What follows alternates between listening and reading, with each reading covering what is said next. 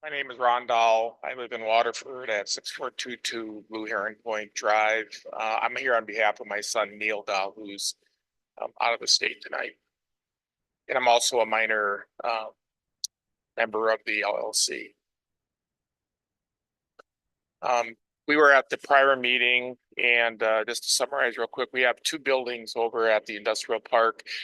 One is 1000 Lotus that has 8 flex units in it, which are rented out to various types of businesses. The other, which is here tonight for the conditional use permit, is 980. That was an existing 1-unit building. We did just add 3 flex spaces to it. It is M1 use and are looking to get a conditional use permit for any tenants that have automotive or repair related businesses.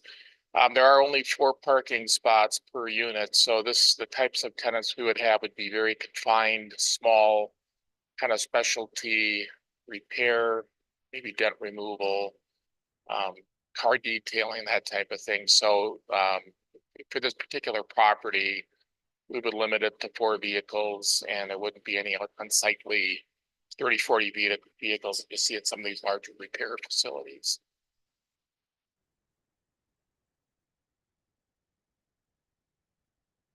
Are there any questions? Oh, okay. Okay. Thank you.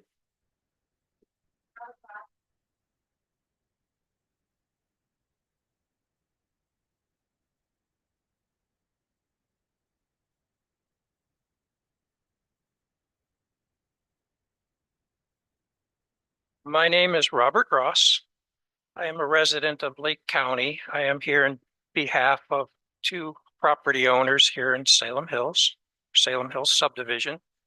I am a land surveyor with 36 years of experience. I am not an attorney, but I am familiar with zoning and zoning related issues. This is my 3rd time speaking before the board. I have given each of you a handout. I'm not going to have nearly enough time to go through it, so I'm just going to go through really quickly. There has been a permit issued for a garage, which I have previously spoken about. I do not believe a permit can be issued, and it was issued in 2023. I pointed out numerous violations on the property, including the garage. This was back in December of last year. That resulted in the village issuing a violation letter. It's 5 pages. It lists some of what I had mentioned to them, not everything. On the very last page, no, sorry, second to the last page of the violation letter, I highlighted a few things, which is the summary of violations. The project is missing a grading and erosion control plan. So far, the permit has been issued yet a 2nd time, does not have a grading plan. There will be significant flooding because while this garage was being built, the property owner added several feet of fill, and the garage is roughly 2,200 square feet with the driveway. All the runoff is going to go onto my client's property. There's nothing to prevent that water. So they issued the permit without the grading plan, which is in their violation letter.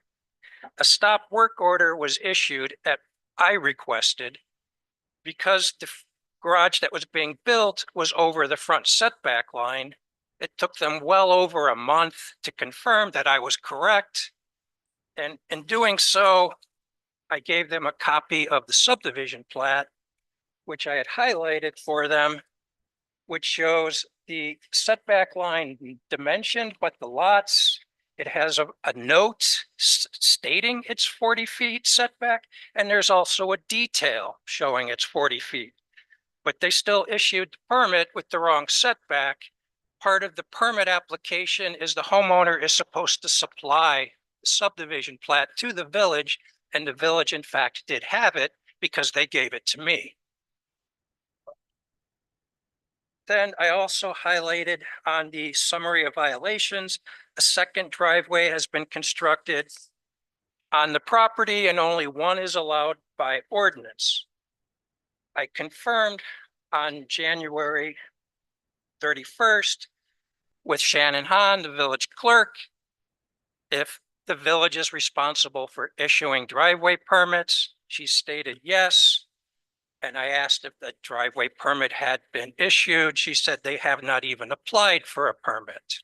And Mr. yet Ross, there I is a have to ask driveway you in place. to finish up. I'm sorry. Okay, Thank you. so anyway, there's a stop work order.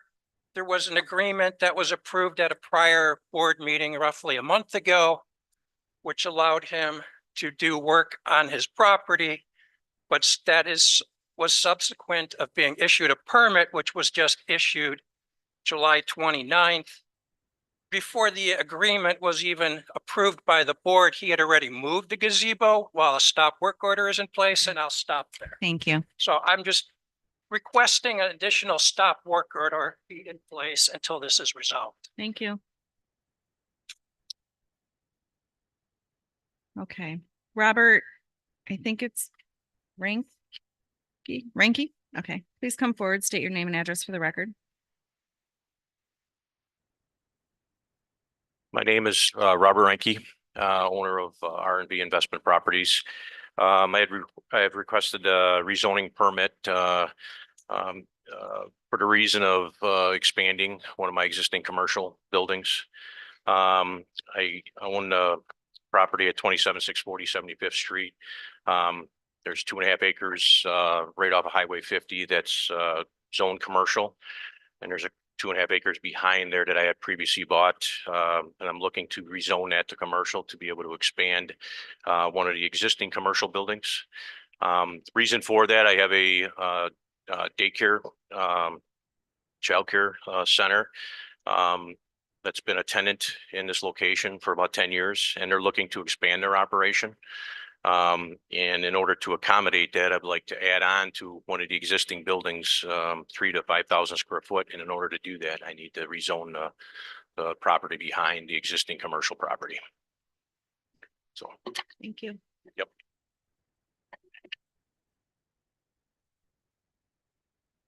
Jeffrey Bell, please come forward, state your name and address for the record.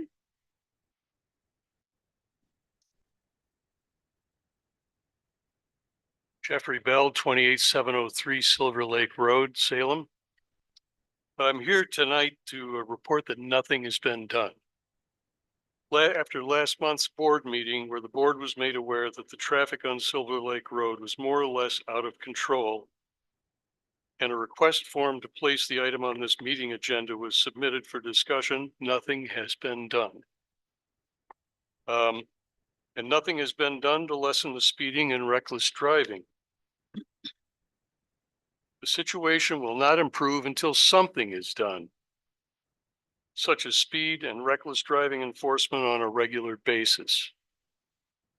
We will continue to come to meetings and fill out agenda request forms until positive action is taken to make Silver Lake Road safer for residents and recreational pedestrian users.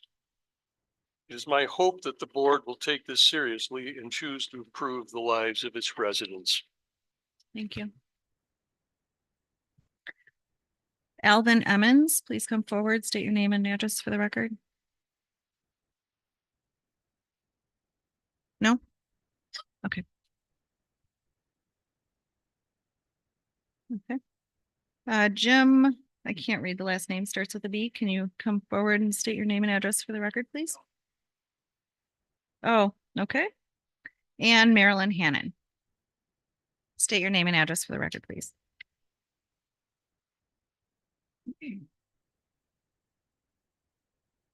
My name is Marilyn Hannon. My address is 28701 Silver Lake Road, and I'm here for the same reason that Mr. Bell is here. I found out that a memo was sent out to the sheriff's police to increase the patrol on our street on Silver Lake Road. And I found that out because we were getting gas at the Quick Mart and there was a police officer next to us. And my husband started talking to him, and we found out that he had just received a memo about increasing patrols. And unfortunately, increasing patrols isn't really solving the problem. We've seen a few more sheriff's police cars going by our house, but until they start setting up some sort of radar and issuing tickets, these other people are never going to slow down. I mean, we see people seriously doing 60 miles an hour past our house. And I mean, it just seems like every year it's getting worse and worse. And the summer is the worst time, of course. So hoping that,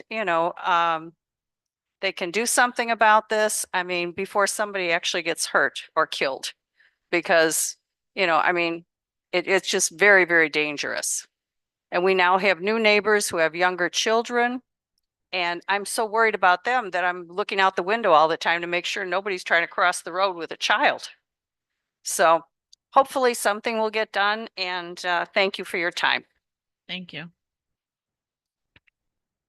Okay, we'll move on to President's comments. 7.1.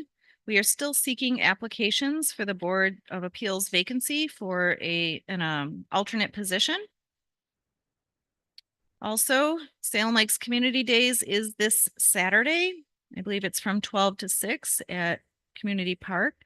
And we are still in need of volunteers. So if anyone would like to volunteer their time, please let the village know. 7.3, baby box donations. We are still looking for donations to help our baby box implementation. And we have a link on our website on how to donate to that. 7.4, the first meeting in September will be canceled due to Labor Day, so we will have only one meeting that month, and I believe it is September 16th. Is that correct? Yes.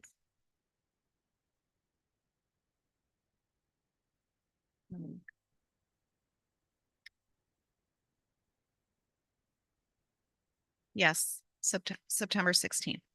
Yeah. And that is all I have for President's comments. We'll move on into presentations. 8.1, Salem Lakes Business Park and Tax Increment District Update with Ehlers and Kava. Ehlers, is it Ehlers? Ehlers, thanks, and Kava. So if you can come to the podium, and if you speak into the microphone, then everyone can hear. Nice. Thank you. Good afternoon. Thank you so much for the opportunity to come talk with you all today. My name is Nicole Riff. I'm the president of the Kenosha Area Business Alliance. This is our first time talking to the full board since most of you were elected over the last couple of years. So I did just want to set the stage with just a couple of very quick slides about what CABA is. I know a lot of you are familiar with different aspects of what we do, but just want to make sure that you're aware of just the variety of resources that we have. I will also say that Brock Portilla, our CFO, is here with me tonight. I'll be talking a little bit later about the Salem Business Park. Because I'm relatively new to the organization, only been here about a year, he has a little bit more of the history on the park in case any of those questions come up. But first, just really would like to thank you all for the partnership. I would say that our municipalities are one of our most important partners when it comes to doing economic development. And I'm so impressed with your vision for the village here. Obviously, you've got a great staff. We really appreciate working with Cassandra. She's really hit the ground running. Obviously has a good mind for economic development, which really makes our jobs easier. So really grateful for that relationship. So just very briefly, we are the economic development organization for all of Kenosha County. So we cover the full entirety of the geographic area. We're a nonprofit, so not a government organization, funded through a lot of different sources, including revenues off of our revolving loan funds. We get some support from the county, and then we have a lot of private investors and then events that we put on, so revenues from that standpoint. Something I think that's very unique about our organization versus other economic development groups at this level is we have a lot of resources. So we've got about $53 million in assets between revolving loan funds and real estate, some of which is in the Salem Business Park. So a lot of good opportunities around that. We also do have a nonprofit foundation that's intended to support educational initiatives. I would say kind of the main focus of what we do in our core mission really is doing that holistic economic development type of service. So we're here to support businesses from the day they start thinking about being in Kenosha County all the way through the entire lifetime of that business. So that could be with existing businesses here in your community. It can also be with new businesses we're bringing to the area. So we'll help them find a site or a building. We'll help them with incentives and permitting, with workforce and talent resources. And then we have a very robust business retention and expansion program where we get out and we meet with our existing businesses to find out what's going on here locally. Are there any challenges they're facing? Any opportunities for expansion we can help them with? We also do host business park roundtables, and I know a couple of you were there a couple months back when we hosted one out at the Salem Business Park. Really appreciate the partnership with the village on that, because I know that the businesses in this community were just very excited to hear what's going on, what the vision is, and get to know a lot of you. So that was a great opportunity there too. We also do a lot around events and programming, and I think I saw a lot of you at our annual meeting, so very grateful you attended that. Housing obviously is a really important topic that we're starting to dive into. We've had a lot of great conversations with Cassandra and the rest of your team around that, pursuing different avenues from that standpoint, doing some education around that. Our Ovation Awards are coming up in February. We just opened up nominations for that. So if you have any good businesses in your community, please be sure to nominate them for that process, and then host a lot of other events throughout the year. As one of our key municipal partners, you can attend those as basically an investor level here within the CABA organization. And then just the last piece of CABA information I wanted to touch on is our Life Balanced initiative. So this is something where we're actually marketing your community specifically to people who are thinking about moving to the area. So we've heard from our employers that one of the top challenges they face is talent. And so we want to make sure that people really understand what it's like to live here. So if they're getting recruited to a job, they've got a one-stop shop where they can find out all about Salem Lakes and other communities in the area. What are the schools like? What are the healthcare opportunities? All the recreation and cultural amenities. So this is a really great tool, something I think you link to on your website. But as you're talking to prospective residents or new residents in the area, please be sure to share this with them, because we do think this is just a great tool for anybody to have. So with that, I'll transition into talking briefly about the Salem Business Park, which is the main reason we're here today. So this is a really critical development that's happened out here in Salem Lakes, largely because of this really important partnership that we have with all of you and with the village. So back in about 2013, 2014, that time frame, there were a lot of conversations with the county, with CABA, and then with the town of Salem at the time about the idea of potentially having some job growth and economic development out in this part of the county. And I know we know there's a lot happening along the I-94 corridor. That growth is all great, but wouldn't it be great to have some great job opportunities here, some opportunities for some additional tax base when it comes to some industrial opportunities here in what was the town of Salem, now the village of Salem Lakes.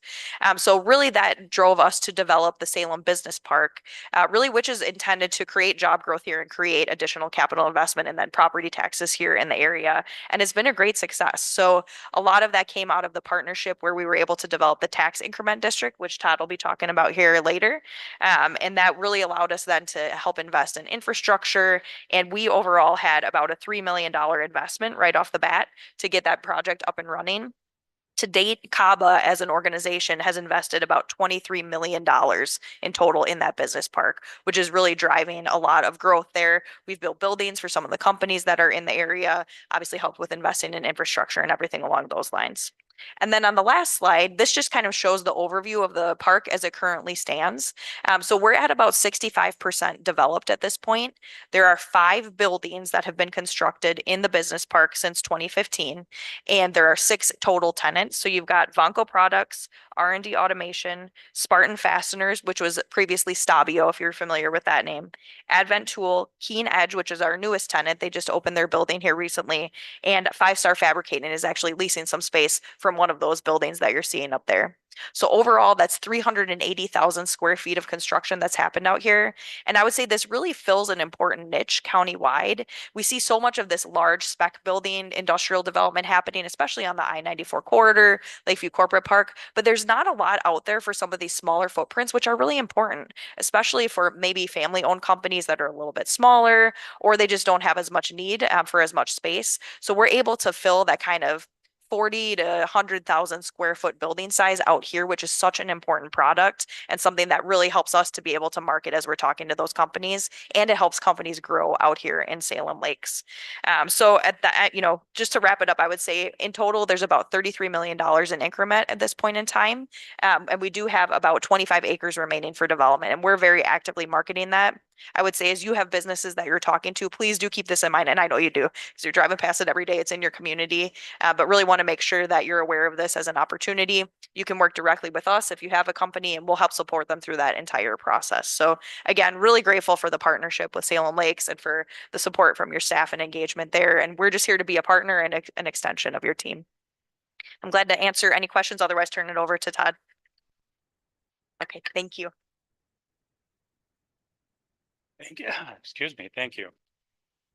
So each year, we prepare an annual update report for the Joint Review Board that I'm just going to touch on briefly. So I distributed a hard copy of that. If you can locate that report, there's a cover, a couple pages of narrative, a map, and then I'm going to skip straight to the spreadsheet exhibits. So the one I'm looking at says development assumptions. It's a sideways turn page. So the area that Nicole just described and showed the map of is the boundary of the tax increment district. And if we look at that green column, that is the actual incremental value that has been created from the development that has occurred within the TID since its inception. And it's actually a little higher number than was in your slide because we just got the preliminary values from 2023 construction. Those were released by DOR on a preliminary basis last week. So I've updated that. When these values are certified on August 15th, we expect the incremental value to be that 37,232,300. We've got, actually, I should have one more column for additional lots. I missed one, but we do again have the 4 lots that are developable and remain. This is a very conservative forecast because we're not assuming that anything happens on those lots. Furthermore, what we have done in terms of assumptions since the beginning of this district is because it is got the potential for manufacturing uses, which are assessed by the state, rather than assuming that values will go up over time, we're actually assuming that they will go down. And this is often the case with state assessed manufacturing property. So we assume that a facility will lose 10% of its value in the first 2 years after it's constructed. And then we have an ongoing general minus 0.5% depreciation factor on the whole park. Now, in reality, I don't know that we've seen depreciation at that level. So again, bear in mind, we've taken a conservative approach. So that depreciation column, that would be the first initial 10% hit on facilities constructed last year. If I flip to the next exhibit, this actually takes those values we just looked at on the prior page. Those are transported over into the value added column on the far left. And then we project out, well, actually it's historical information through the 24 revenue, and then it's projected through 2036, which is the end of the tax increment district life. One thing to remember is that there's a 2-year lag between the time something is constructed and the time that incremental taxes are actually received. So if something is built in 2024, it's first valued by the assessor or the state on January 1st, 2025, and then it goes on the 25 levy collected for the 26 budget. So you see a construction year, a valuation year, and a revenue year. And again, you can see that depreciation factor in the center. So we're assuming that the TID will lose about 1.9 million in value. So just bear that all in mind. One other thing I would mention is if you look at that tax rate column, these are actual numbers through the year 2024. And we've seen a general declining trend in equalized tax rates due to levy limits, but in particular, the village's rate dropped almost $4 per thousand last year, and that does have an impact on the TID cash flow. Obviously, it's good that property taxes remain low, but also those property taxes within the TID are what is used to pay the project cost. But the good news is we are still in good financial shape, and that's the last page I'll comment. This would be the fold out. So this represents the cash flow. On the very far left-hand side, we have those tax increments coming in. Everything above the red line is actual. Everything below the red line is a projection. What this indicates is that based on this set of assumptions, the TID will collect about 8.66 million in incremental revenue over its life. We've got some miscellaneous revenues. There were monies borrowed in the past. The village financed a portion of the infrastructure, and CABA, in addition to buying the land, also provided the village with $1.6 million that you owe them back with interest. So our 2 primary obligations are village issued bonds and this note payable to CABA, which accrues interest at a 4% rate. So if we look sort of the center area of the exhibit, everything under the blue, there's a number of different expenditures. The three that are really the ones that are relevant going forward. And these are also indicated with these green bubbles with the numbers. That actually corresponds to the development agreement and reflects the priority of payment. So one gets paid first, followed by two. So the first thing that happens is each year tax increment is used to pay the village's administrative expenses, which are fairly nominal, have averaged in that ballpark of $3,000 to $5,000 per year. The next thing that occurs is you make the payments that are due on your debt. That is that column with the two bubble listed as geo refunding bond. And then as we kind of go, I will skip bubbles 3, 4, 5. Those are obligations that have already been satisfied. And if you jump all the way to the very far right where you see 6, this is the fund balance of the district. And what the development agreement says is that as monies come in that are in excess of your annual administrative expense, in excess of the debt payments that is due that year, those monies reside in the fund balance and they will sit there until you've accumulated enough money to prepay your debt early. So if you look now back at that village debt column, you'll notice in the year 2031, there's a very large principal payment of $1,825,000. What that reflects is the projected early payoff of those bonds. At that time, the village's investment in the park has been satisfied. When that occurs, then the available dollars will flip over and start repaying that CABA note in the amount of 1.6 million plus the accrued interest. So if you look at that section with the bubbles 7 and 8, the very far right-hand side of that particular box where it says payments, what this indicates is that basically the remaining money in the TID after the debt is paid off will equate to about $2.9 million. That will leave roughly a 300,000 unpaid balance to CABA. Now, there is no liability to CABA once the TID is closed. But going back to the mention of the conservative assumptions, first of all, I don't know that we'll really see the depreciation occurring at the level we've shown. But in reality, what we would need to see really is one more lot develop in the next 2 years. And that additional increment from one more lot, obviously 2 lots, 3 lots, 4 lots would be better. But to make all parties whole, we really only need to see a minimal increase in the tax increment. So I think we can say with relative confidence, there's an expectation that something will happen on the remaining available land sooner rather than later. And as we update this report each year, I would expect in the near future, we will see this change where again, the CABA balance is paid off and potentially we may even be able to close this district earlier than its 20-year maximum life. So that's a snapshot of the financial performance, and I'm happy to answer any questions that you may have for either Ellers or CABA.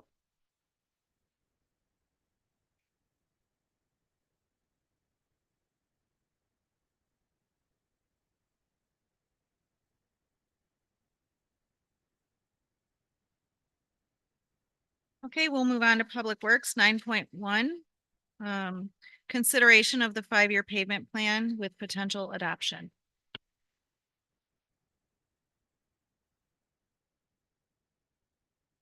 Good evening, everybody. My name is Len Recker with R.A. Smith. I've been assisting the Village of Salem Lakes in the town of Salem previously for a little over 30 years.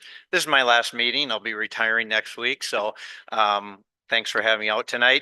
With me tonight is Dave Ryder, one of our colleagues, and we're here to talk about the village street system and kind of a long-term plan for the village to focus on going forward. Part of this is driven out of the fact that every 2 years by state statute, the village staff has to go out and evaluate the condition of all 86 miles of village street that you're responsible for maintaining. And so that function is then reported to the state, and it helps you make condition-based decisions on where you should invest your street rehabilitation funds for the next several years. So the first map that you have in your packet tonight is an updated 2024 street condition map. And simply put, the staff rates those street conditions on a 1 to 10 scale, with 1 being the poorest and 10 being the best. And the bars in the upper right portion of your exhibit there represent the different categories. The orange and red are the 1, 2, 3, 4 poor condition, and the blues and blacks are the better condition streets, 8 to 10. And then the middle ground is the 5s and 6s for the green color. So as you can see, that changes as streets age and different deterioration patterns happen. But your aggregate summary of all of your streets on a 1 to 10 basis is about a 6. It's 5.99. So overall, you're pretty in line with where a lot of communities your size are. Obviously, there never seems to be enough money on any given year to rapidly increase the overall street condition for the community in a whole. So many communities look at this and say, well, let's look at a minimum of a 5-year plan and let's look out another 10 or 15 years, try to look at some scenarios that can help us make decisions and help us meet budget parameters that we all have to deal with each year. And so the second page in your packet is an initial 15-year street improvement plan. And what it does is it breaks down various street segments geographically throughout the village that can be done in a logical fashion over a 15-year period with expenditures that fit your normal expenditures for your village financing and budgeting. And in those 15 years, it's followed up by the subsequent pages broken down into 5-year increments, 2025 through 2029, 2030 through 2034, and then 2035 through 2039.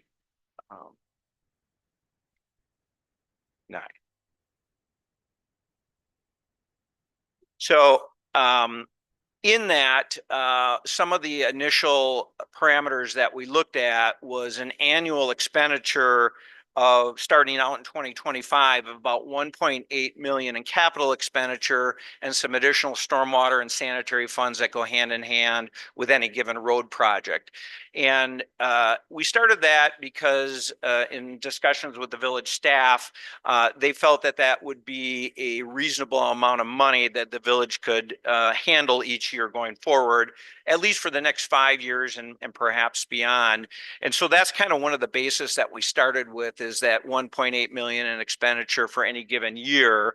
And then we increased that by about 2.5% a year, which may be typical to the community's annual tax increases, what have you, or other funding sources. We also looked at some inflationary costs of roadway work, and we put a 5% escalator on that. For about the last 10 years, we've had some pretty significant increases in cost. Everything seems to cost more nowadays. And so even though we're increasing the budget about 2.5% a year, we're inflating our construction costs about 5% a year.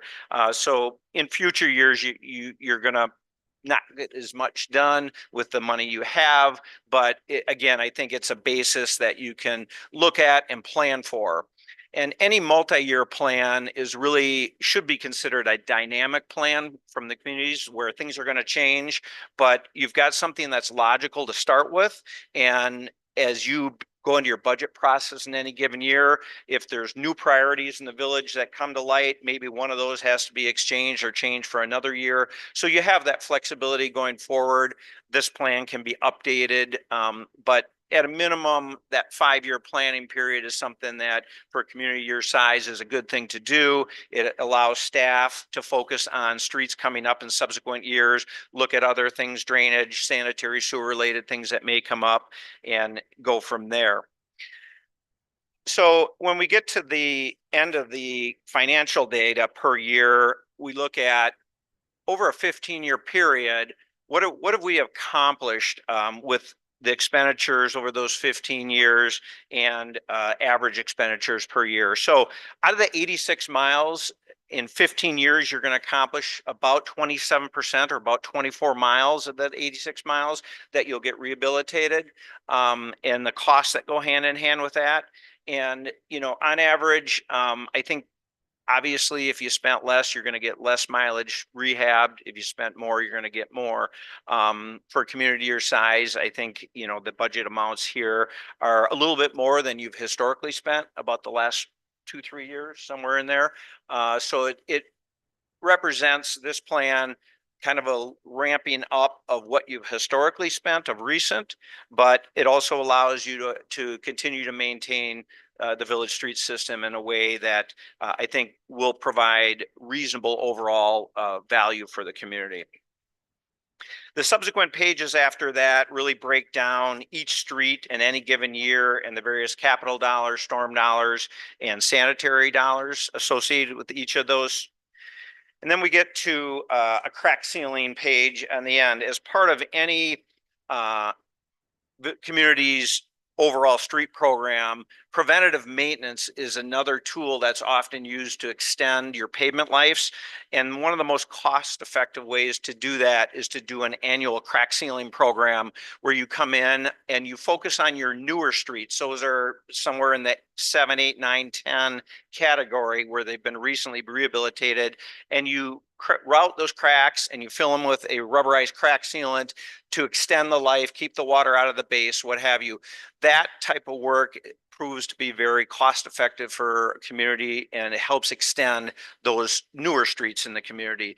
So preliminarily, the staff decided to look at about a 4 to 5 year program where we would go in, because unfortunately, due to a lot of things that have happened maybe in the last 5 years, the village has been unable to do what I would call an aggressive crack sealing program. They've done some, but not what you probably should be doing. So there's a budget of $175,000 per year that's been allocated for an annual crack sealing program, and that's been broken down into essentially 4 years. There's a little bit more in 2029 that would be done as well, and that would really allow you to preserve those newer streets and allow those pavements to last longer. So in all, you've got your road rehabilitation laid out for you. You've got your crack sealing that goes with it, and you've got all the expenditures that we've estimated going forward in this 15-year plan. I think what, you know, is reasonable from our perspective and talking with the staff is to look at the first 5 years, 2025 through 2029, and at a minimum endorse that plan as a roadmap so that you can follow that and recognize that this plan will get done or revised probably every 2 to 4 years whenever you wish, just to take into account different things that come up in the community where suddenly, you know, you may have development or other things that's driving something. So there's an ability to move this around, but it represents a stable budgetary amount. It represents a level of improvement, and it, I think, helps everybody involved on the staff and yourselves as decision makers to at least have a plan. So with that, I'll entertain any questions.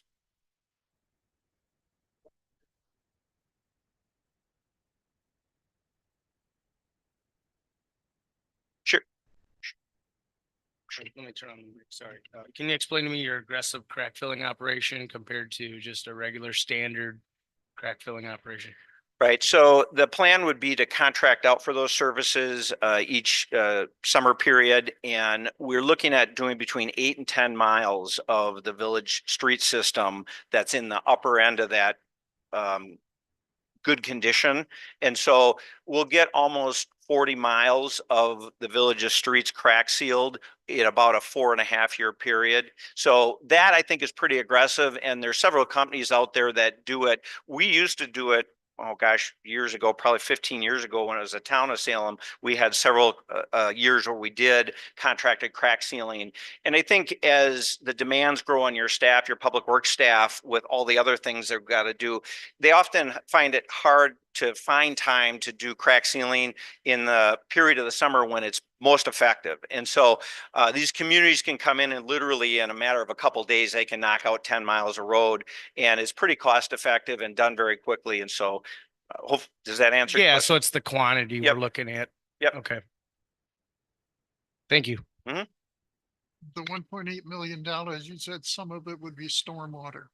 Do you know, have an idea what percent of that? Well, we looked at the 1.8 million as an annual capital expenditure dollar amount, and then the storm and sanitary would be on top of that. And in some cases, you have program stormwater projects as part of your stormwater management plan that are going to dovetail with this. One of the other items that is also noted in the documents is, should you ever do a sanitary sewer project in Valmar, then, you would integrate some of that road rehab into that sanitary work, because there wouldn't be much left when you're done, depending on what project you choose to do, or if you choose to do a project there. So, I think the capital dollars are focused on 1.8 and capital expenditure, and then the sanitary and storm fund would augment that dollar. So you're probably a little over $2 million a year. Okay, thanks, Lynn. Okay, thank you, Lynn. And happy retirement. Okay, we will go on to 9.2, replace dump boxes, refurbish hydraulics, sandblast, paint the frames and snow plows on dump trucks number 2 and number 12 in the amount of $37,520 each, for a total expenditure of $75,040. Can we go back to 9.1? Oh, 9.1. Yes. Oh, we actually have to take some action on that? We do. Sorry. Well, I would like you to consider it. Okay, we'll go back to 9.1. Thank you. You have to.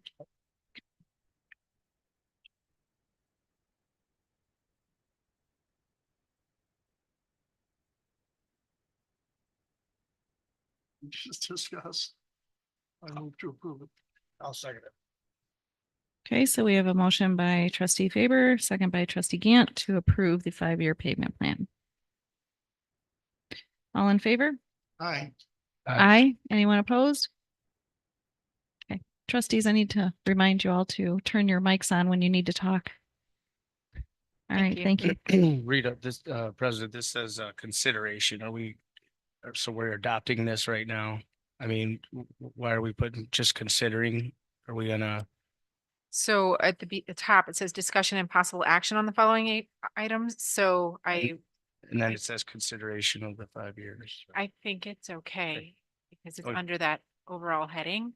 Mhm. And I didn't want to assume that you were going to adopt it. I was just hoping that you might consider it. And then if you liked it, you would adopt it. Copy. Thank you. Okay. All right, To have agenda item read with that opening proviso discussing possible action on the following to spare fingers that you just were sort of economy.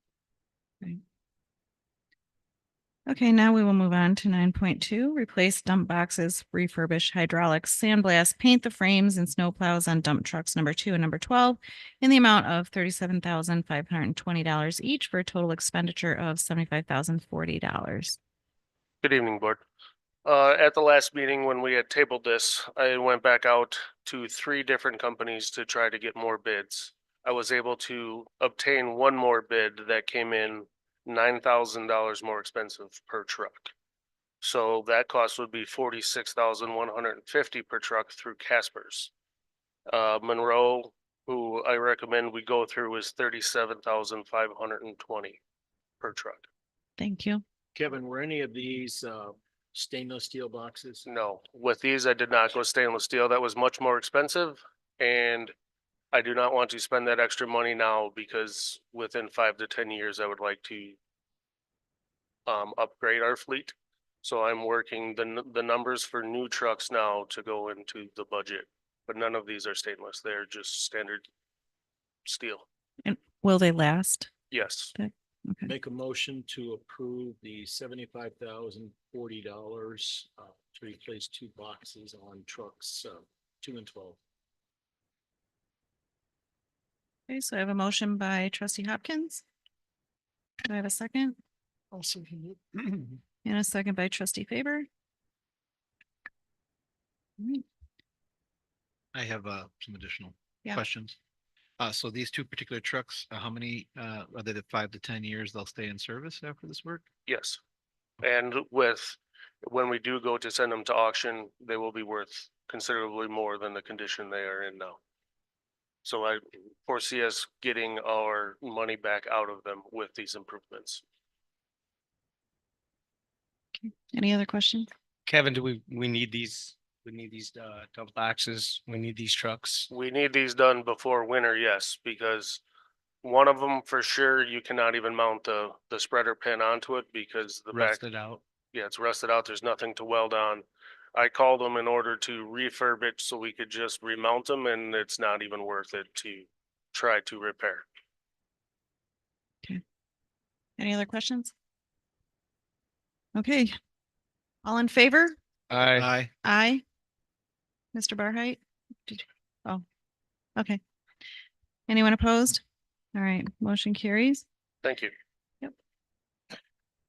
9.3, Cintas contract to provide uniforms and non-garment services for the utility district and highway department in a weekly approximate average amount of $369.02 per week. Okay, so now we are using a different company that is domestic, and it is only the treatment plant that has uniforms. So going forward, everyone in Public Works will have a uniform. We will all look the same. And domestic has been very difficult to work with as of late. They have not been showing up. They have been billing us when they say they're here and they haven't been there. So we are looking to upgrade to better service and better quality uniforms. Okay. So for the year, it would be 19,240, which is basically what we pay now for much more. So we have 7 additional employees that are going to be outfitted, plus mats for Village Hall with our logo and everything on it. So when you walk in the building, it'll have our logo and everything else. So is that where you come up with the almost $6,700 cost or savings, basically? Well, yes. So if we would have went apples to apples and just did the treatment plant, our savings would have been $6,000. But seeing as we're upgrading our services and outfitting 7 more employees, now it's basically the same price we're paying now for much more. And how many uniforms will they get Well, each? There'll be 11. Okay. So they'll have That's 2 5, weeks. they'll have 5 a week. And then they'll have an extra one in case they need an extra one if they get dirty or something. Okay. I'll make a motion to approve. Second. Okay, so we have a, Guys, before you make the motion, I need it to be contingent on the contract being negotiated. So the contract terms and conditions, there's one sentence we need to have redacted. And Ramsey said this was okay. The one sentence we need to have redacted is, in paragraph 15, it says, I would recommend deleting the sentence. If this acceptance agreement is terminated early for convenience, the parties agree that the damages sustained by Cintas will be substantial and difficult to ascertain. That sentence has to be removed. So the contract, you can approve it this evening contingent upon Cintas removing that. That's it. That's all I need you guys to do. okay. Thank you. Do we need to rescind the motion and redo it, or can he just clarify?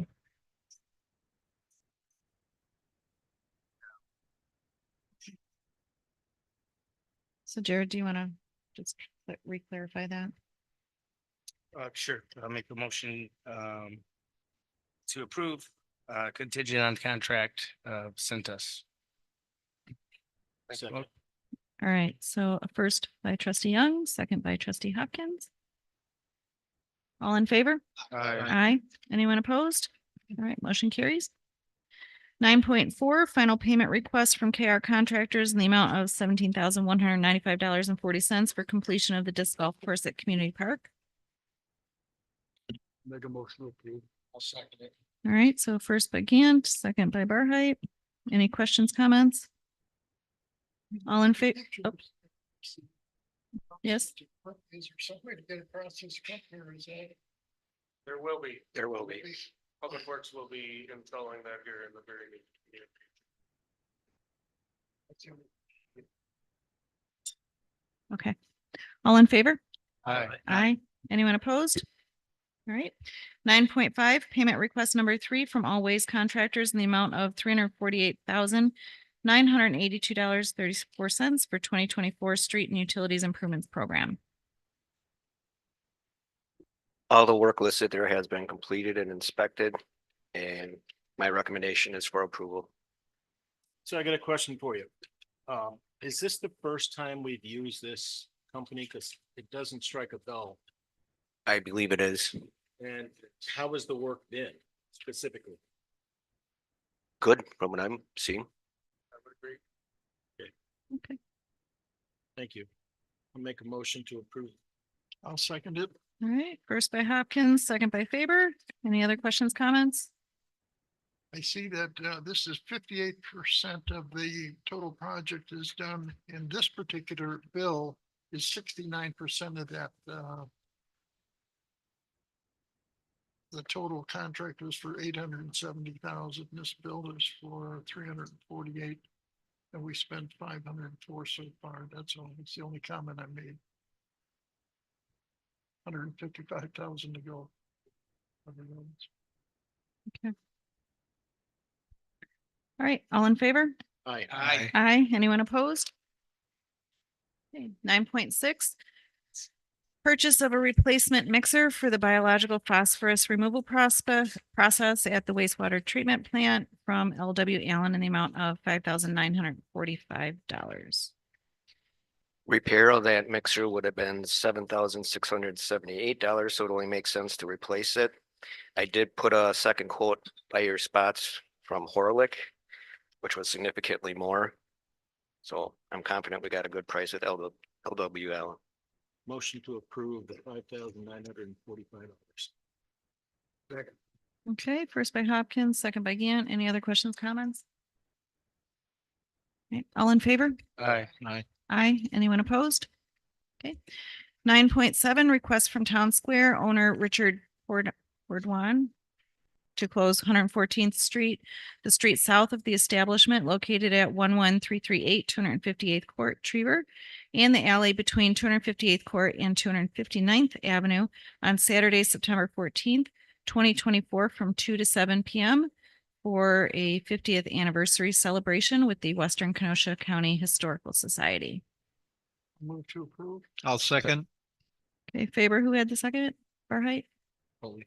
Oh, Pulley, sorry. Tied. Okay, Faber and Pulley.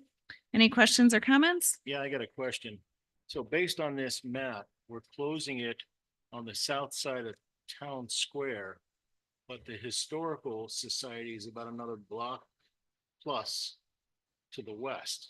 And people are gonna be walking between the historical building and Town Square? Why aren't we blocking off the rest of it then? I think they're blocking off the side road. I didn't talk to him very much, but I'm looking at the map that he provided. she's nodding yes, yeah. It's up to an alley. No, it's 114th, based on the map provided. Okay, 114th Street. Before you get to the curve in front of the Historical Society building. Right, it's not being blocked off. Are But they, Yet we're worried about people walking in the street between the two buildings. Why aren't we Sure, it blocking was them? supposed to be blocked off.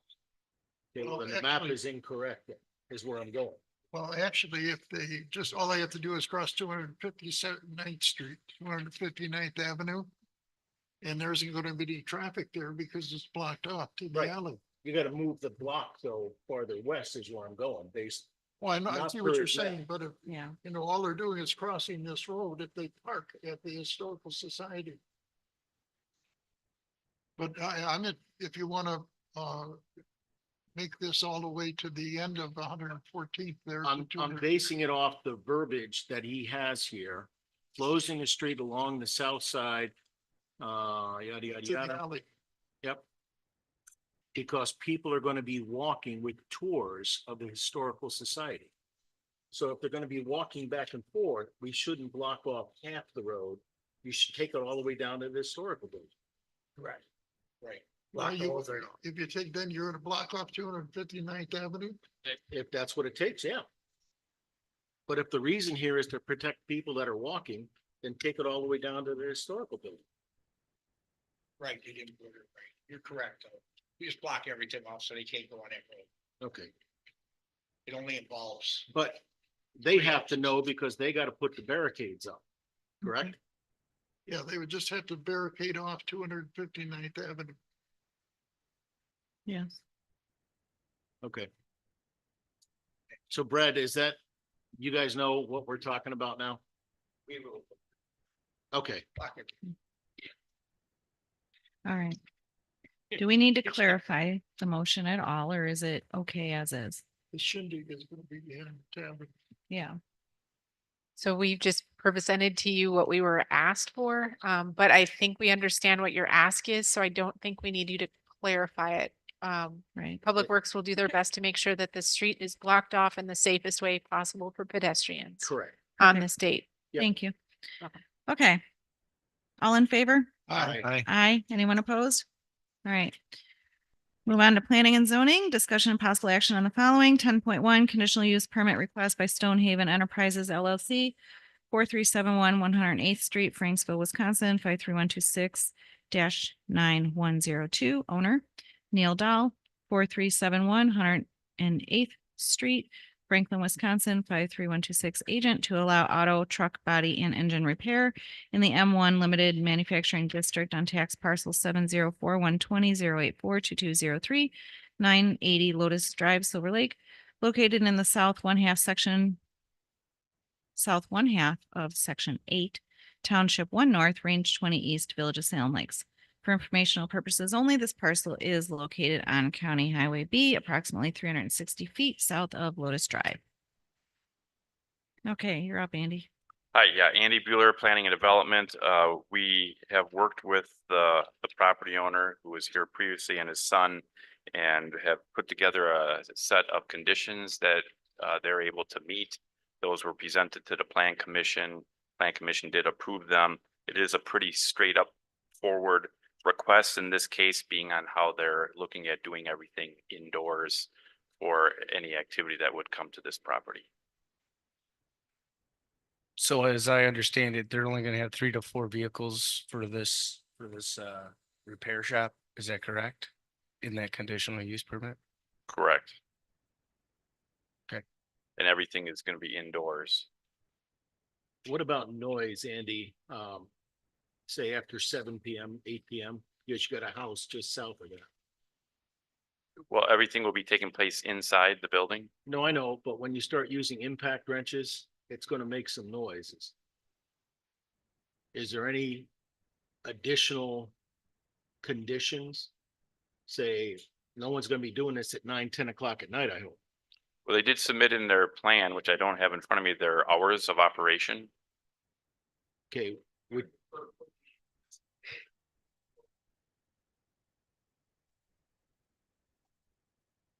So at 10 o'clock at night, there shouldn't be any impact wrenches or additional noises for those people that live just south of that. Okay, It is industrial, correct? It is. It's an industrial park, correct? Correct. Okay, just want to make sure. okay. All right. I'm planning and zoning. Motion to approve the conditional use permit I'll second. as requested by Stonehaven Enterprises.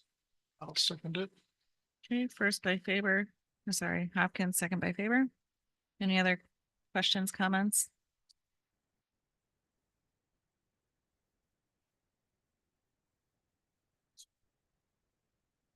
All right. Mr. Barheit? Mr. Polly? Yes. Mr. Faber? Yes. Yes. Mr. Gant? Mr. Hopkins? Yes. Mr. Young? Yes. And I'm a yes, motion carries.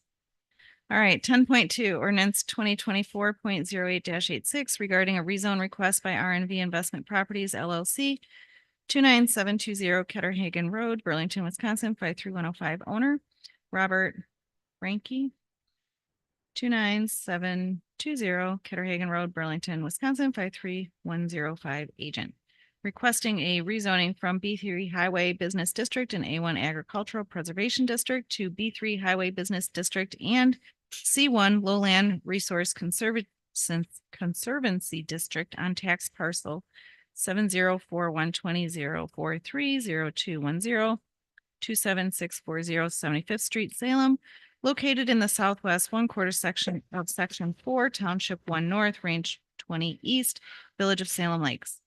For informational purposes only. This parcel is located on the north side of 75th Street, State Highway 50, approximately 4,100 feet east of County Highway B. Yeah, for this particular item, it's a simple rezone. As the petitioner had explained earlier in the public comments, this property about the northern half of the property still has an agricultural use, although the land use plan for the village does indicate for it to be commercial. He's expanding his business, and so now it's prime for it to be rezoned to, with the land use plan is already determined that use. And there is an ordinance before you for approval, and we would recommend approval. It was passed by the plan commission unanimously. Motion to approve the conditional use permit of R&V Investment Properties LLC.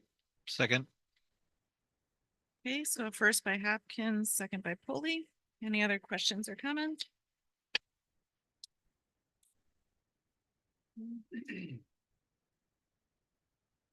Trustee Barheit, Yes. trustee Polley, Yes. trustee Faber, Yes. trustee Gant, Yes. trustee Hopkins, Yes. trustee Young, Yes.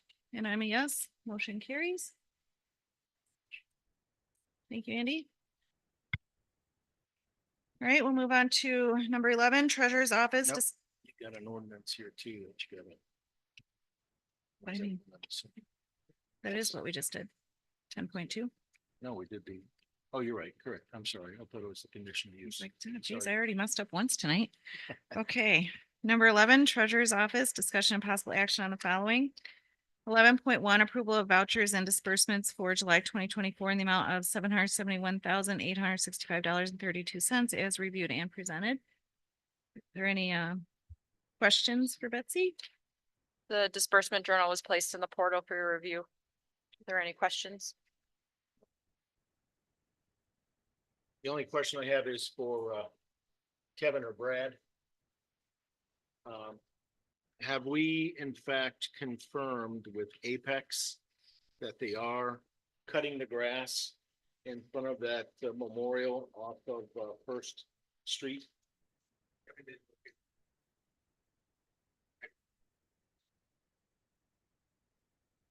When they look into it, I'll have to get back to you All right, thank you. after I talk to him. Made aware that there was another spot perhaps in the middle of a roadway that we haven't been maintaining, but unfortunately, we've been finding all of these little spots that we own we maybe didn't realize because it'd been maintained differently in the past. So it's behind Dairy Queen. There's a little triangle spot. We'll be looking at that one too. There's a quick fix for those. Pave them? Sell them? Who wants a triangle right in the middle of the roads? No. Okay, Thank you. If you find any other ones, just let us know. Thank you. That, there's a vacant lot right in downtown Camp Lake, and I noticed there's like a trail cut through that, but is our highway department gonna cut that? The grass is- we need to have that as a sidebar because we have to stay on topic here. Sorry, guys. I thought the all right. question was on cutting grass. No, it's approval of vouchers. Sorry, I should have. Yeah. Okay, so anyways, do I have a motion to Motion approve? to approve the vouchers as written. I'll second. Okay, first by Hopkins, second by Faber. Cut the grass. All in favor? Aye. Aye. Aye. Anyone opposed? All right. 11.2, Treasurer's Monthly Report. So the July revenue and expenditure report was placed in the portal for your review. At this time of the year, we should be about 60% of the way through. Our revenues for the year are at about 21%. In July, we did receive in total about 201,000 in revenue payments from the DOR. Those were shared revenue, video service provider aid, exempt computer aid, and fire dues. We are still anticipating our school levy tax credit and first dollar credit in August. Those will be sent to us by the county on or before August 20th. So when those come in, we'll definitely see a huge bump in our revenues. So hopefully we'll see those reflected on next month's report. And then also you can see that our expenditures are below where we should be, which is good. We're at about 42% for this time of year. Great. Thank you. Any questions? Okay. I have a brief comment to make on that. So I had that $1 million goal, right, of trying to save money and bring in additional revenues. We're at 42%, which is less than normal for where we should be at this time of year. Not everything that we've done I can easily quantify because we've changed our practices. And I just want you to note that. So we're over 400,000 on that goal right now. I think 600 is still very attainable. $1 million, I told you we're going to shoot for the stars, right? We hope to reach the moon. We're still going to try though. But what I really want you to note is that we have changed our practices. And when you change your practices, that means you've changed how you're bidding, you change how you're looking at things, you're getting multiple quotes. So some of that isn't really easy to quantify for you, but what it is doing across the board is ensuring we're getting the most competitive bids and quotes that we possibly can to try to save the village additional monies and to get the best product that we're contracting for or buying. So just wanted to point that out. Thank you. Thank you. All right, any other questions for Betsy on this topic? No, we don't need a motion. It's just a report. Okay, we'll go on to 11.3 village credit card. I'm so excited for these village credit card policy. So the next couple items go hand in hand. One of the things that I was tasked with when starting was coming up with financial policies and procedures. And we're going to start rolling out some of the first few here tonight. We have a credit card policy. These were placed in the portal for you guys to review. So I'm not going to go through them very detailed here. They're not in the portal. Oh, they should have been placed in the portal for your review. Yeah, we don't have any of these. No. Oh, okay. Should we? So we If you could would maybe- like, while you're in closed session, I can Well, we find can't them. act on it then tonight, so maybe we'd have to put it on for. Would you like?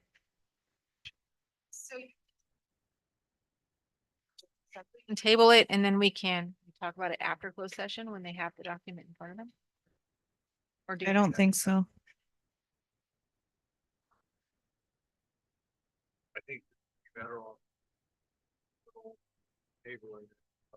Yeah, My apologies. I that's okay. thought they were uploaded to. So I will make a motion to table both items 11.3 village credit card policy and 11.4 village Menards rebate policy. Second that motion. Okay, seconded by trustee Young. Can we do a brief? Oh, do I have to review? do them individually? Could Yeah, we, If you're ready for discussion, she can. If you're ready for discussion, she can give you a very brief overview and then you can vote to table. Oh, do you want to do that or do you want to wait until we have something to read? I think might be some people here tonight. We can just get a quick synopsis of the credit Yeah, card like- policy. I'd like to hear it. Just Sure. overview. Yeah. Okay, so the credit card policy basically just states that certain staff members are issued village credit cards. And they're used for, we like to use these to maximize rebates to the village. We can use that as a supplemental revenue stream essentially. And in order to maximize those rebates, certain bills like utility bills and reoccurring things like the John's bill are paid on those, so we can maximize those rebates.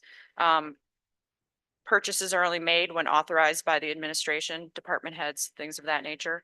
The credit card policy also states who has those cards, what the credit limits are, what appropriate and acceptable uses are, what purchase limits are, what has to be approved by the board limit wise.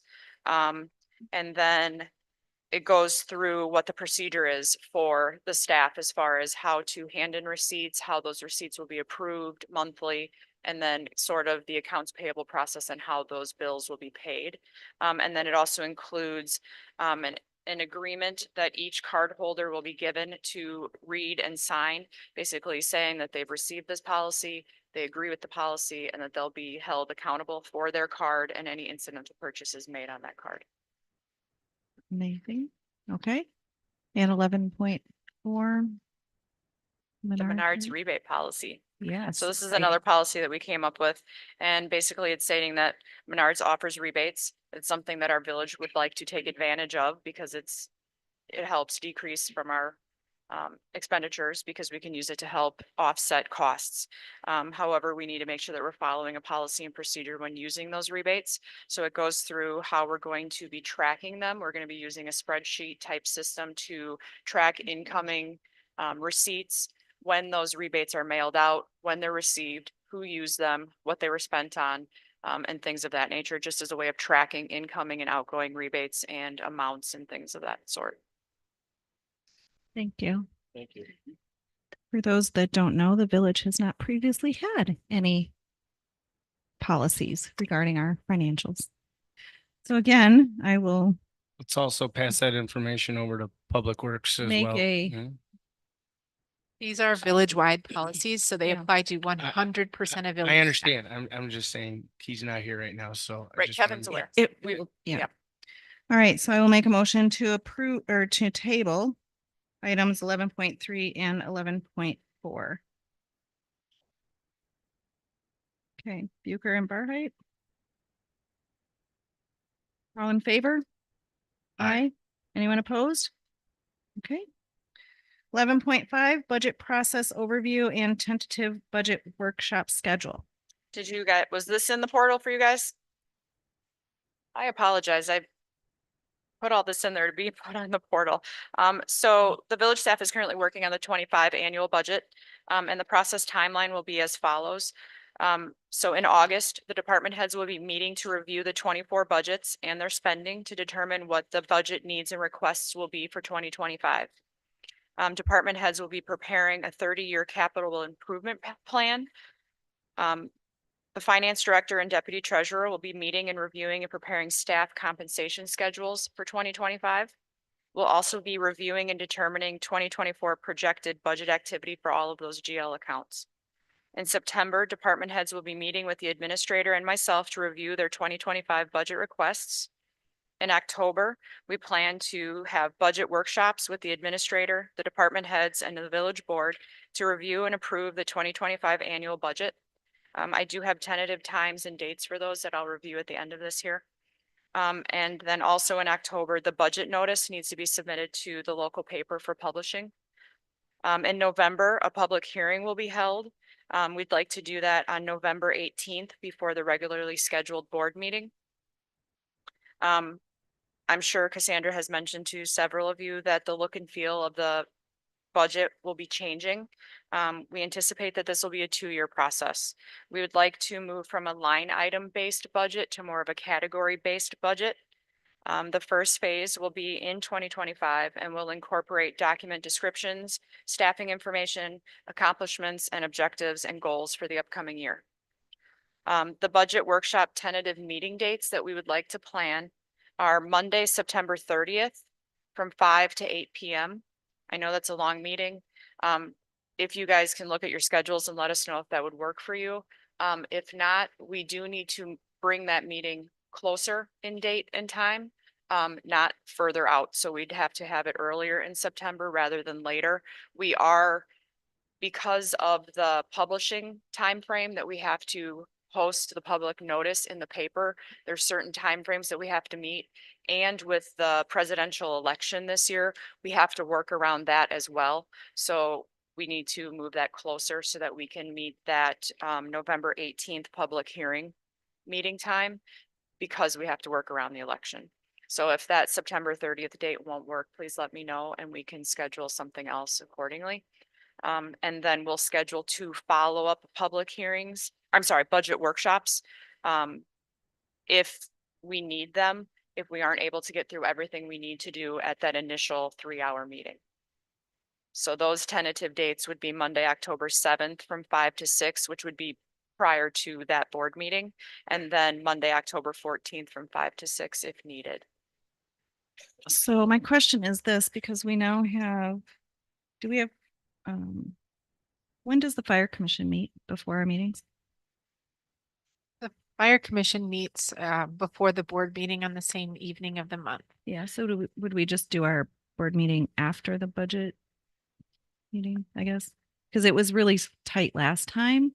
So I don't think we have time before the 6 o'clock. So I don't think having the fire commission meeting before the board meeting worked well. It was a great thought and concept. Yep, So I'll agreed. probably be working with the fire commission to move it to not before the board meeting. It was too compressed. I can, how long will that take if it's before the board meeting? An hour? Well, the budget workshop, the initial one will be 3 hours. So that one will not be before a board meeting. So that one we had earmarked September 30th for that. If that Yeah. date doesn't work for you, we can pick a different day. No, I'll make it work. Okay, so that one won't be before a board meeting. However, we had earmarked October 7th, which I think is before a board meeting for an hour if needed. We're hoping that that the initial 3-hour meeting will be in plenty to get through what we need to. So we just scheduled 2 tentative 1-hour sessions after that in the event Okay. we need those. It's fine. The other thing we would like to request is if any of the board members or commission members have any budget requests, recommendations, or changes that you would like to see for the 25 budget, please submit those to Cassandra on or before August 30th so that we have those. And our goal is to be able to incorporate those into the budget process as we're meeting amongst ourselves and with department heads. And I'm meeting with Cassandra so that we have all of that before we get to the budget workshop stage, because by that point, we're pretty far along and it's hard to then rework everything. So if you have anything you'd like to include, please contact myself or Cassandra before August 30th. Okay. So if you have any questions or anything. What was the third date? October 14th. So we're looking at the 30th from 5 to 8, September 30th. Monday, October 7th from 5 to 6 if needed. And Monday, October 14th from 5 to 6 if needed.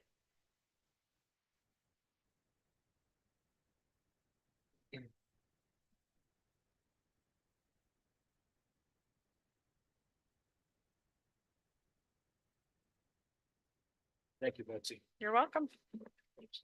Thank you.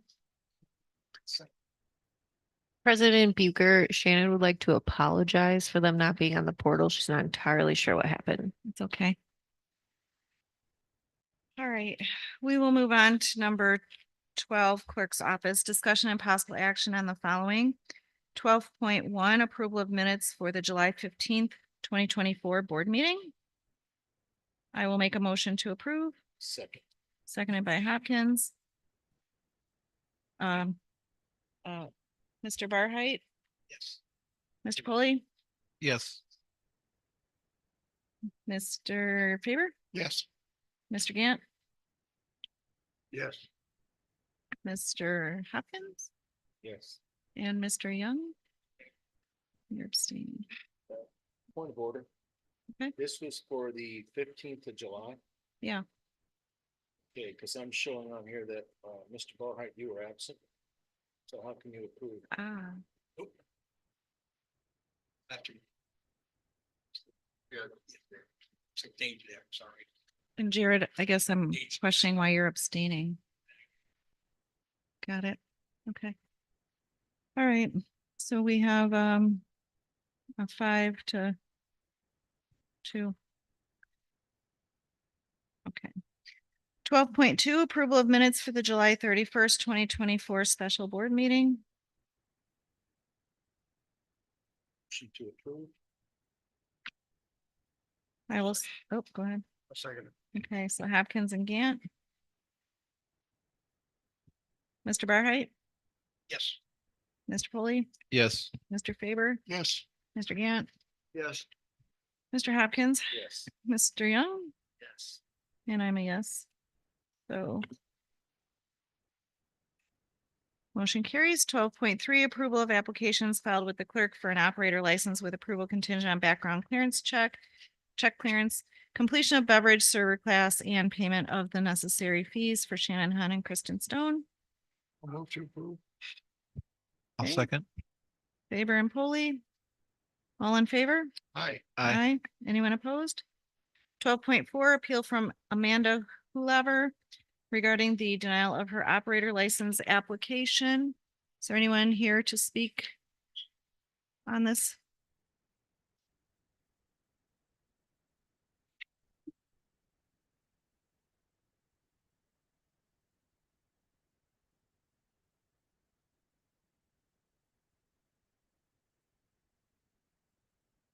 I'm Amanda. I'm here to get the denial reversed for approval of my operator's license. Okay, we saw you submitted a letter. Yes, Okay, and I see you have Mark with you. yes. Do you want to speak, Mark, on? Yeah, just like last time, with conversations that I had with her, not last time with her, but the other one that we did, She said that it was something that happened in her past. She seems to be way through it. In my opinion, she's been a great employee, one of my better employees. Willingness to work, show up, very good with the customers. I've seen no sign of any kind of issues. So I would just ask you guys reconsider and then, you know, like I said last time, you know, I'll keep a close eye on as well. And, you know, I put my name on it that I think should be a good asset to the community. Mark, how long has she worked for you now, or have you known of her?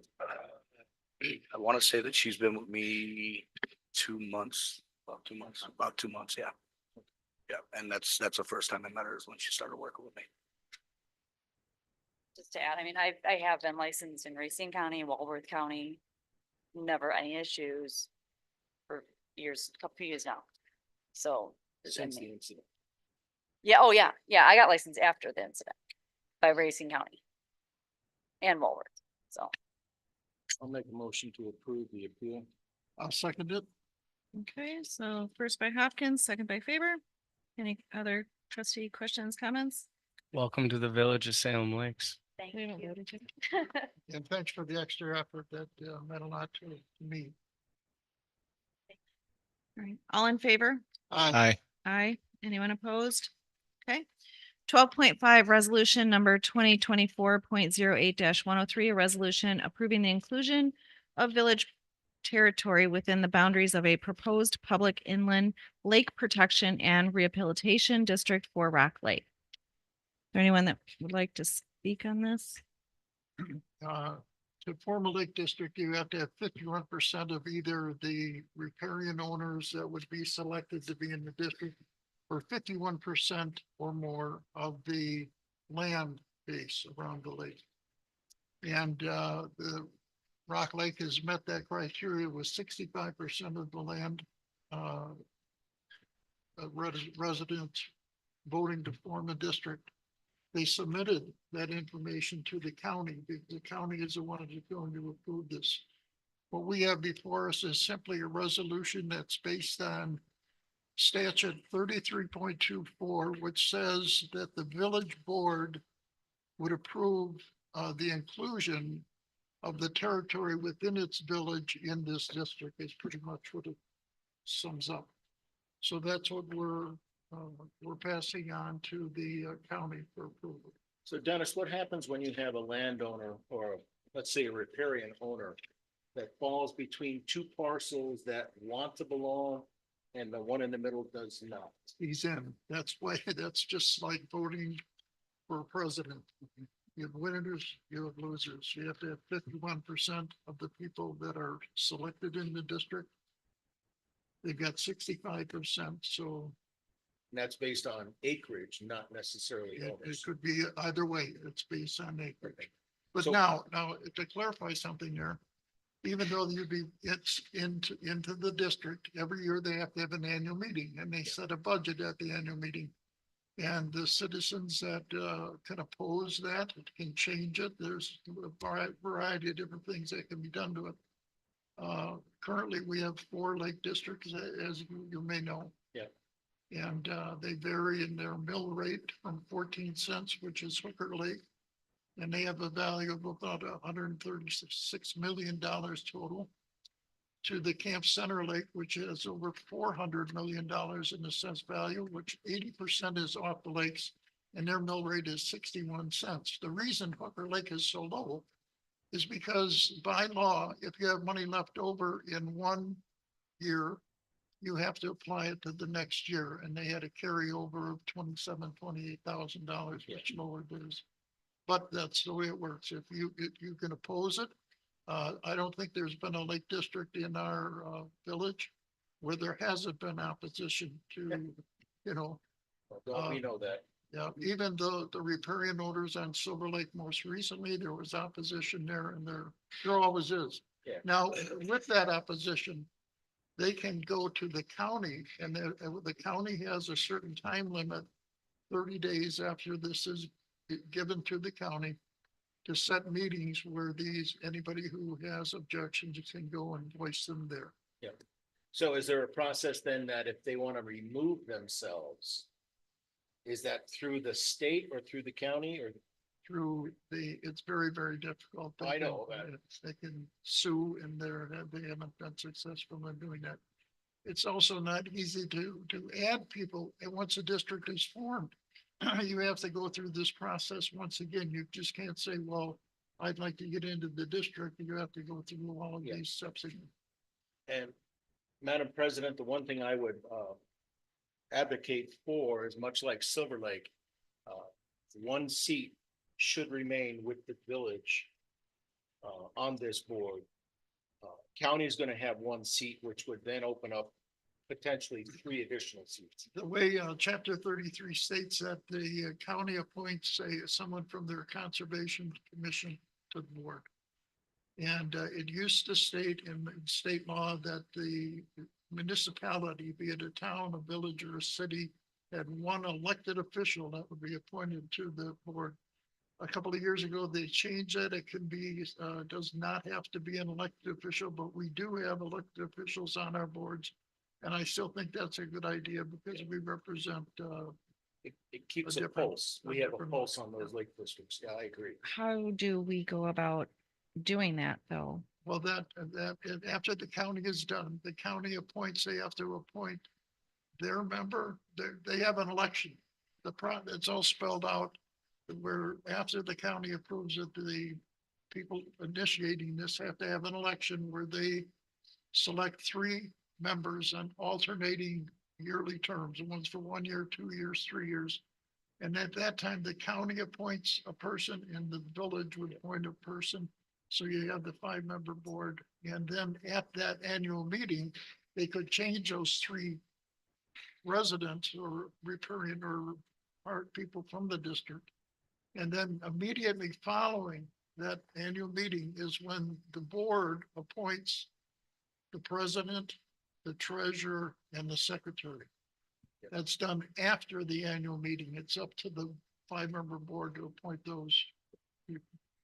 And you have to have 4 meetings Yeah, per but year. it's a good mix to have one from the county, one from the village. Right. And those like district boards.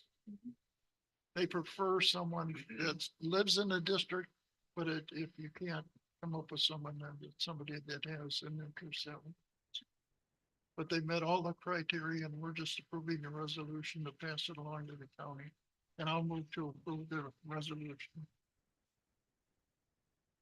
Okay, so we have a motion by trustee Favor to approve the resolution, I will second it. seconded by trustee Yant. Ramsey, I have a question for you. Yes, please. So I personally know 2 individuals that are part of this lake district. So one is in favor and one is not.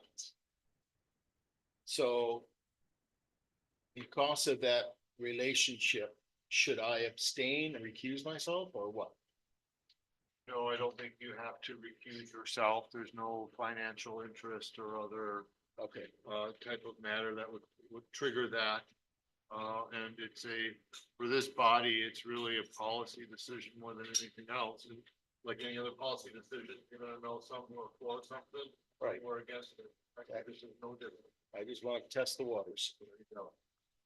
I'll make sure you have your, Litmus test pass. this test, yes, your life check and all that. Thank you. I'd like to make one other comment. I have a copy of the aquatic plant management plan that was done for Rock Lake.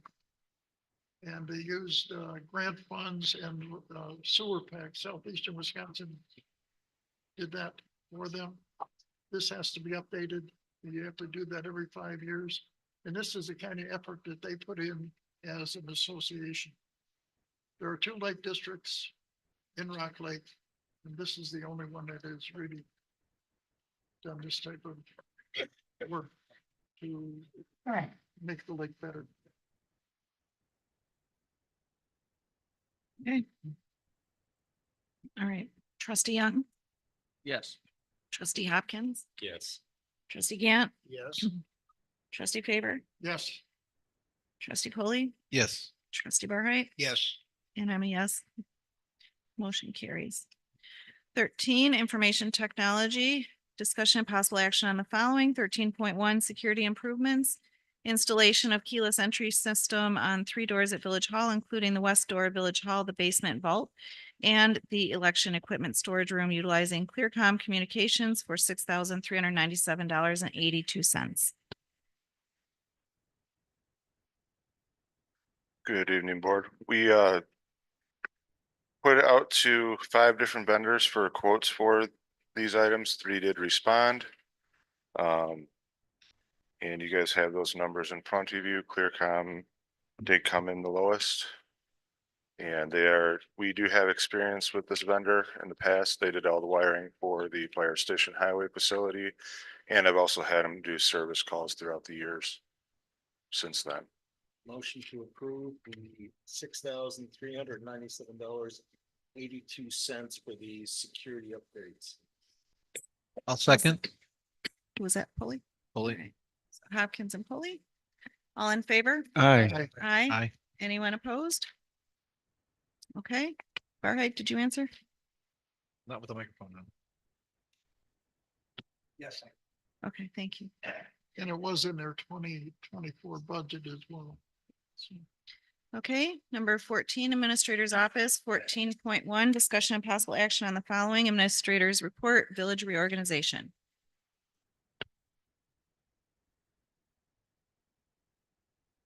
Great. Good evening. I think I'm the shortest person to stand at this tonight.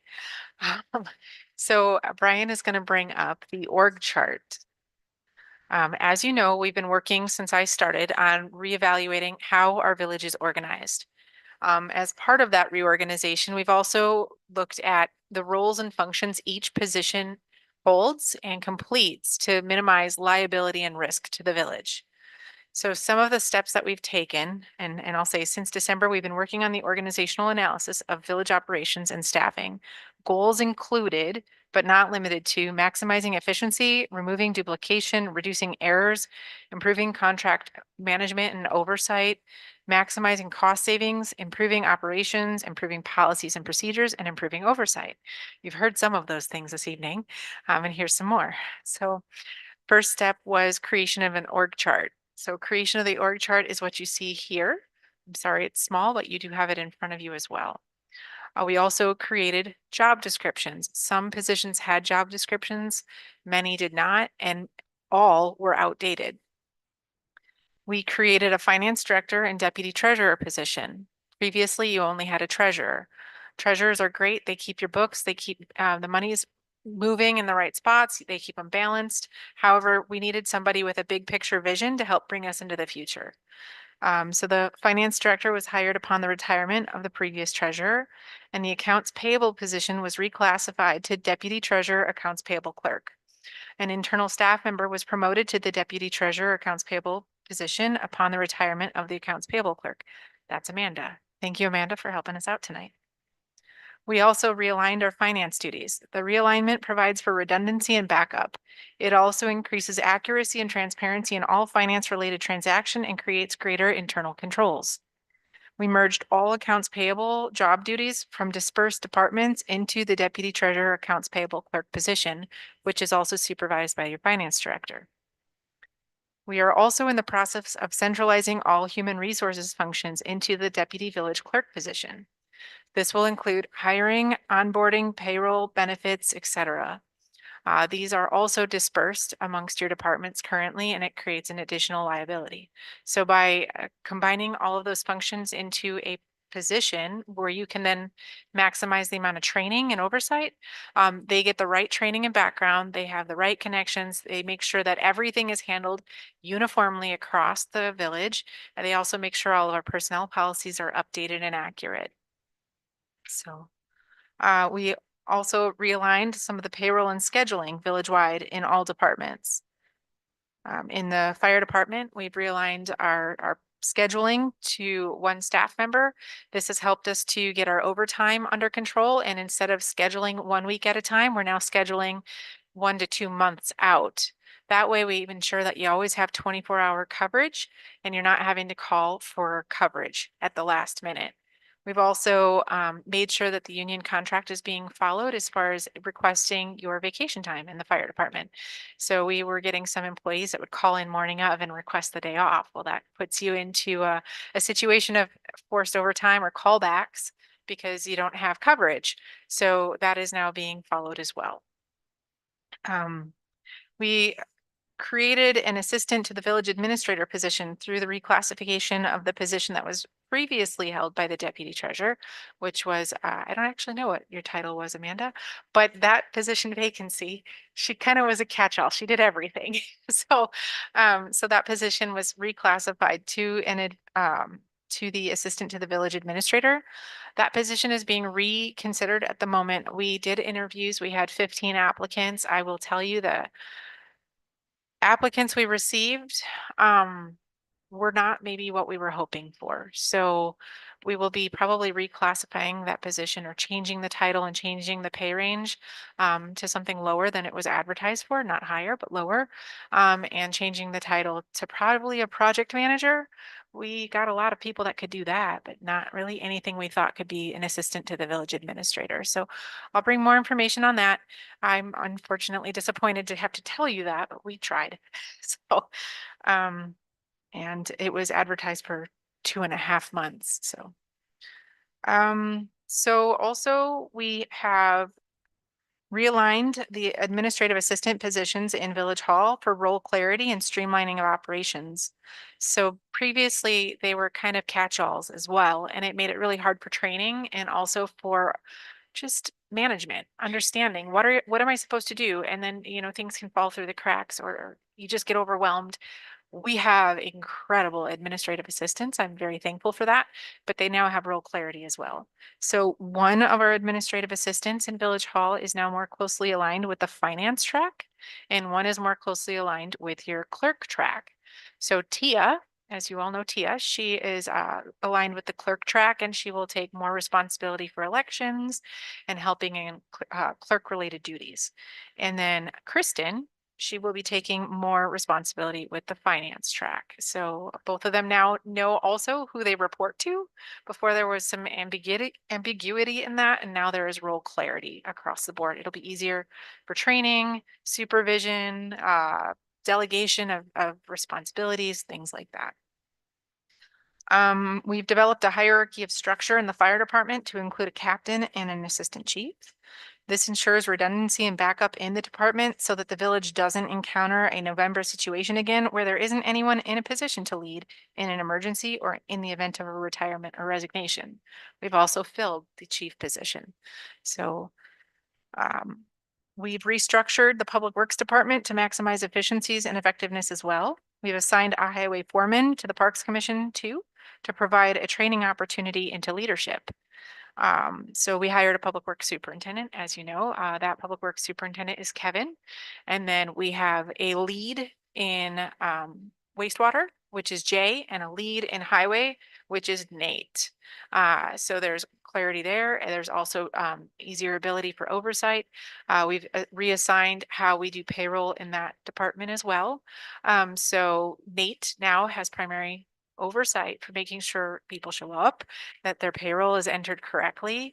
And the same goes for Jay in wastewater. And then Kevin reviews all of the payroll, and then Brad further reviews to ensure everything is done. So it provides some redundancy, and it's been really great. I can tell you, Brad is super thankful to have Kevin, and the new structure is working well. You shouldn't have Brad entering timesheets. And so now Nate and Jay are entering timesheets for their staff. And when they do that, they're on site every day. They know who shows up. They know who doesn't. They know who called in for vacation time or sick time. And they're ensuring that everything is entered the way it should be. And then Brad has final oversight. So, and like I mentioned also, the highway foreman, Nate, has been assigned to Parks Commission. Our staff, we have many staff that are interested in promoting to leadership positions over time. And what's really exciting is by finding opportunities, you can actually then train them. It is awesome when you can take an internal staff member that has desire to grow and provide them opportunities to learn. You can mold them into great future leaders. So we are finding opportunities across our entire village to do that. Amanda's another one. She wants to someday be a finance director or a treasurer, right? And so she is being given that opportunity in the deputy treasurer role. And we will continue to find opportunities for our staff so that we can retain staff, bring quality staff on board, and give them future potential here. We also are contracting with the county to take the lead role on the planning and zoning functions. Previously, we had Safe Build. Now we use Kenosha County. That has been wonderful.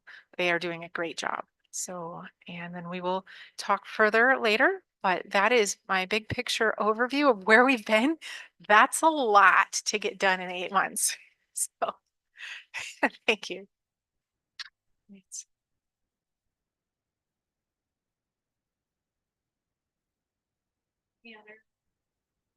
Yeah, so this thing, administration 14.1 calls for a possible action. Are That- you looking for something tonight from us like this?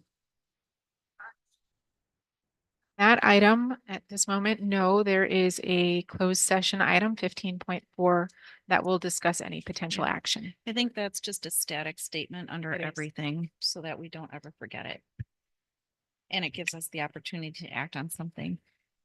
So all these positions hold true as we speak. I mean, under the fire department and public works right now, correct? The org chart is accurate today. Absolutely. That is how we are aligned. And it should show you how we've reorganized and what the role clarity shows. Thank you. Okay. All right, we'll move on to number 15, closed session. 15.1, convene into closed session pursuant to Wisconsin statute 19.85 sub 1 sub E for the purpose of deliberating or negotiating the purchasing of public properties, the investing of public funds, or conducting other specified public business wherever competitive or bargaining session reasons require closed session.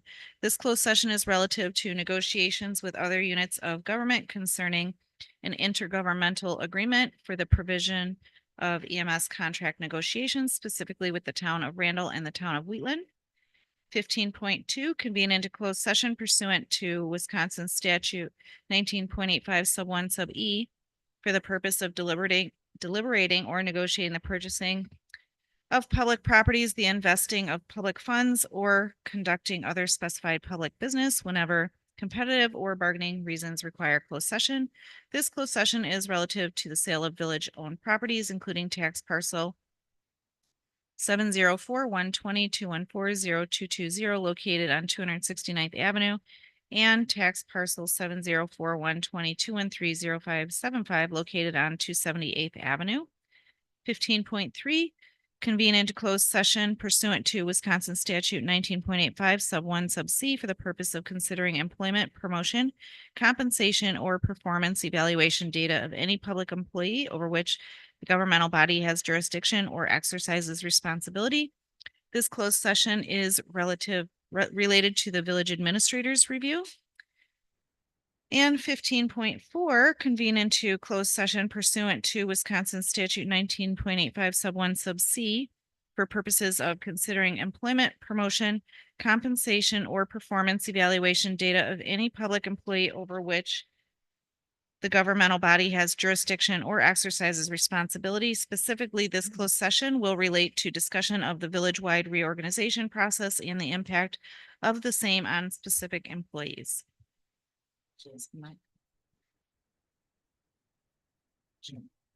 Okay, so first by Hopkins, second by Gant. Trustee Farheit, Yes. trustee Polly, Yes. trustee Faber, Yes. trustee Gant, Yes. trustee Hopkins, trustee Young, and I'm a yes. We are now in closed session. We're going to move into the back room.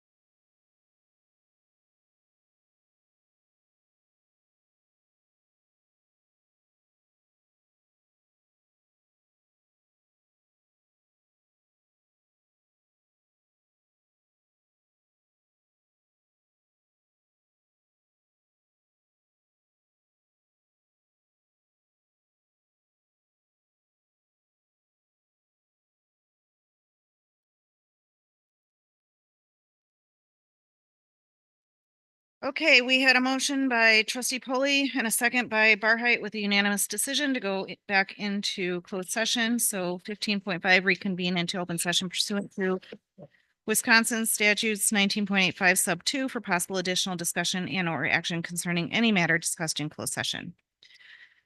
We're gonna go on to 15.1. Should I just read it again? I always forget how to do this. Read it again and then do the motion. I don't have to read it in full. All right, so 15.1 was a closed session relative to negotiations with other units of government concerning intergovernmental agreement with the provision of EMS contract negotiations. And we have nothing to report on that. 15.2 was a closed session relative to the sale of village-owned properties, including tax parcel 704-120-214-0220 and tax parcel 704-122-30525.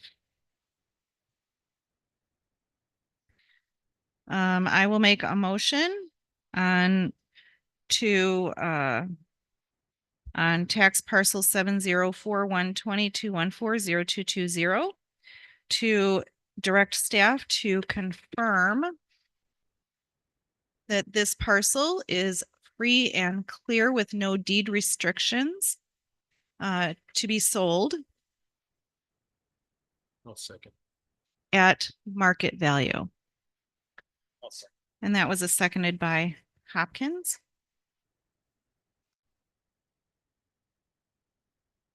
All in favor? Aye. Anyone? I'm aye. Anyone opposed? All right. And I don't remember if I did the second one. I will make a motion on tax parcel 704-122-130-575. Again, for staff to confirm that is free and clear to be sold with no restrictions and sell it at market value. Or listed at market value, I should say. All right, so Bucher and Hopkins again. All in favor? Aye. Aye. Anyone opposed? All right, motion carries. 15.3 was a closed session related to the village administrator's review. I would say she had a pretty stellar review, but nothing to report. 15.4 was a closed session in relation to discussion of village-wide reorganization process and the impact of the same on specific employees. I will make a motion to direct staff to proceed as discussed in closed session. Bucher and Hopkins. Can I abstain from this? Yes, we're gonna do a roll Thank call. you. Bill Barheit, Yes. Pete Polly, Yes. Dennis Faber, Yes. Ron Gant, Yes. Bill Hopkins, Yes. Jared Young, Abstain. and I'm a yes. So motion carries 6-0-1. And I will make a motion to adjourn. Second. All in favor? Aye. Aye. Anyone opposed? All right, we're adjourned.